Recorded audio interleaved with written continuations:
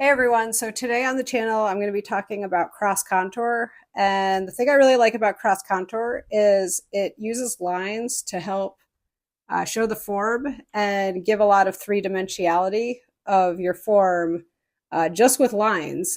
So here I'm using graphite. I'm just using a HB pencil. Make sure it's pretty well sharpened. The brand that I'm using is uh, Faber-Castell. And so as I'm going, I'm really just going around the form. And it's important to have darker lines towards the edges of your sketch. And the reason for that is that by having darker lines, it helps show that the object is receding into space. So if you think about your drawing, you think about maybe if you were to kind of like trace your hand around your object, and here I'm obviously drawing this little figurine of an elephant. Um, and you think about drawing around the form, and it kind of shows the turn of the form to show that it's in three-dimensional space. So this is kind of a good prelude to if you're doing cross-hatching.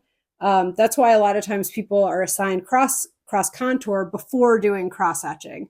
So the reason for that is that it kind of gets you sort of primed for what you can do with lines to go around the form and show more three-dimensional quality of the form.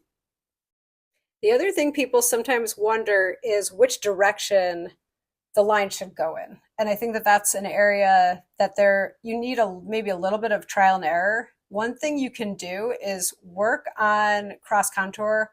You could use an object like this, or you could use, say, like a can that has ridges, and then it kind of naturally has those lines in it, which helps you determine which direction your line should be going. And when all else fails, though, you can really experiment here. And I think it'll be pretty obvious once you do it a couple times to see, you're following the form. And in this case, right now, I'm doing the tusk. So you see that, and I'm going, around the form, and then it turns because, as you can see, like the sharp part at the edge is going in a different direction. So hopefully that's kind of helpful. Maybe a little bit of trial and error, and then following the directions that I'm showing here in terms of how I'm doing it. So as you can see here, there's already more depth on the trunk of the elephant than there was at the beginning when I started. And that's because, again, the lines are helping us understand the shape a little bit better, understand that it's three-dimensional, and give a better sense of how that object is sitting in space. And as you're working, if you need to erase here and there, that's absolutely fine. So you have, I use a Mars Plastic Stapler eraser, and it works really well. I suggest you start when you're drawing, start with your contour drawing pretty loose. And then once you're happy with it, then that's when you're going to start going with your cross contour lines. As you can see, I'm going around now the head of the elephant and using those lines to describe the form, and it's getting more and more three-dimensional looking. I'm being careful here to vary the line quality. And what I mean by that is my pressure is changing as I'm doing the drawing from the edges, where again, the object is sort of receding into space, to the middle parts of those spaces. So you don't want the lines to be dark the entire way around, because it's going to kind of make it look like you just kind of have a pattern. And to an extent you do, but you want to make sure that your lines are darker in the edges and then getting a little bit lighter in the middle of the form. And as you can kind of see here, that gives it a little bit more of a sense of being three-dimensional.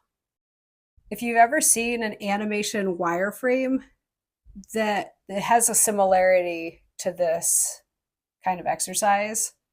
And again, I'm kind of mixing it up a little bit, like in the ear right now with the elephant. I'm doing a little bit more shading and a little bit kind of heading into what I would say is more like cross hatching, where I'm overlaying the lines a little bit more. But I'm trying to vary it as much as possible so that it's gives a sense of the three-dimensionality of the elephant. So this is the back ear of the of the elephant that's a little bit further away. So again, I'm varying the direction of the lines that I'm going in, which helps show that that's further back into the space. This is a little figurine, so there's actually a little pattern of dots on the elephant. And that's another thing that I can use to my advantage here.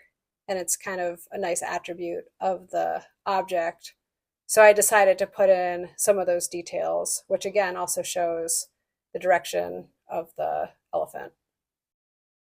And as you work on your own drawing, there might be times that you want to go back over a part that you've already done as you look at it, and you might add some lines in, as I'm doing, or add some hatching in, and that can give even more depth for your drawing. Sometimes people struggle with deciding what they want to draw and, selecting the right object. And so what I recommend is finding an object, first of all, that you find interesting visually. And you can do a piece of fruit or something from your kitchen. Basically, something that has a lot of curves and roundness can be a good choice for this kind of skill practice. So now I'm just going, through the form. I've already done the face and the trunk and the tusks. Now I'm going through to do the legs. And, again, I have some details that I want to put in there, like near the bottom of the elephant's feet. And then I go back to the ear, and I tend to skip around a little bit, and you can do that, which is fine. Or you can do, one part at a time. Either way really works. I erase a little bit, but try not to go overboard on erasing. Now I'm just going back to the top of the head and the ear and doing a little bit more work on that. And again, going to parts that seem either unbalanced, like I have a lot of detail in one area and not that much in another, and I want to, add a little bit more lines. Or now I'm working on the leg and making sure that that is a little bit more polished and a little bit more finished looking. The back leg of the elephant is a good opportunity to practice your shading a little bit, because you've got, obviously a leg that's receding into space. So just from the shadows, the shading can help make that very clear that that's further back into the space. So here now I'm working on another leg. And as you can kind of notice here, I'm able to vary the pressure of the pencil in one stroke of the pencil. If that's difficult for you, that's fine. What you can do is actually kind of draw it lightly in pencil, and then try just sort of like practicing edging the side of it, but try to get it as smooth as possible so that it's not like an abrupt, like sometimes people, when they try to do this, they will have a kind of a light line, and then they try to kind of put just like a little smudgy, darker line on the edges. And that usually doesn't look so good. So you want, if you're having trouble with like changing the pressure in one fell swoop, you can try that, like where you make it a lighter line and then, darken it kind of gradually towards those edges. So now again, I'm back to the back of the elephant's body, and there's this pattern of, a painted section. So I'm just adding that in just because, it's important to the image of this actual object. And another thing that I think will just give it a little bit more visual interest, and also helps to give it, a sense of three-dimensional form, because as you can see, that design is kind of going back into space. And so even from the way that the design is being drawn, you can kind of, again, see that it's a three-dimensional object in space and not something that's flat. If you found this drawing helpful and this tutorial, please go ahead and like and subscribe. And if you have any questions, please feel free to put them in the comments, and I will respond to your questions and see if I can help you with whatever you're dealing with your own drawing. Now I can spend a few minutes just working on that last leg that I haven't done yet, and going over the body of the elephant, and kind of looking at the whole thing and making sure that, if there's some areas that I want to add a few more lines in, I can do that, darken some areas up, and I am almost finished with my drawing.